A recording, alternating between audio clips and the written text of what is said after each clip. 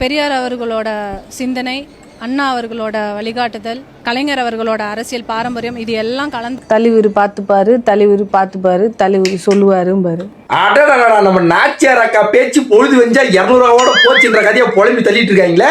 எப்படி நீ இங்கதான் தட்டு தூக்கின்னு இப்படி வருவேன்னு தெரியும். அதாவது அப்படியே உத்து பார்த்த என்ன இது தாவேக்காரனுங்க உண்மையா உழைக்க சொல்றானுங்க, அது வேலைக்கு ஆகாது. ஒரு சிகரெட் விலை, ஒரு ஃபில்டரோட விலையே 10 ரூபாய் ஆகி போச்சு, இல்ல 12 ரூபாய் போச்சு நினைக்கிறேன் எனக்கு தெரிஞ்சு. மேபி அப்ப நம்மளுக்கு 201 ரூபா இருந்தா தான் கட்டுப்படி ஆகும்னு ஸ்ட்ரெயிட்டா என்ன பார்த்த, வைஷ்ணவி அக்காவை தொலைநோக்கு பார்வையால பார்த்துட்டு இருந்தா. ஆஹா, வாய்தான் போன்ல இவருக்கு இருக்குது, ஆனா வாழ்க்கை வக்கனையா வாழ்றாளுன்ட்டு அப்படி தூக்குடா 200 ரூபா தூக்கி நீங்க வந்துட்டீங்க.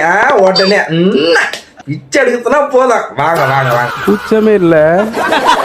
இதுல வேற நம்ம நாச்சியார் அக்காவுக்கு நைஸா ஒரு கதையை விட்டாங்க பாரு. அப்படியே தலுக்க சைஸா மூவ் பண்றாங்க. தாவேக்கை விட்டு வந்ததுக்கு ஒரு காரணம் எப்படின்னா, பெரியாரோட பேராற்றலுடன் அண்ணாவோட அறிவாற்றுடன் நான் வந்திருக்கேன். எதுக்காக வந்திருக்காய்?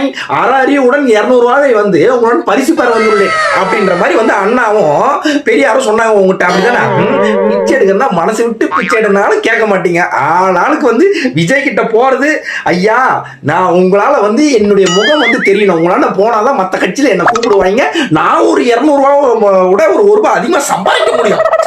இல்லைங்களா? பில்டரோட விலையே 12 ரூபாய் ஆகி போச்சு, எங்களால கட்டுமணம் ஆகாது அப்படின்னு வந்துட்டேன். இதுக்கு பெரியாரோட பேராற்றல், அண்ணாவோட அறிவாற்றல்னு இங்க புறநானூறு கதைலாம் புளி தள்ளிக்கிட்டு இருக்க. சூப்பர்க்கா, எங்க நாச்சியார் அக்கா தான் தூமா குடிக்கலாம்.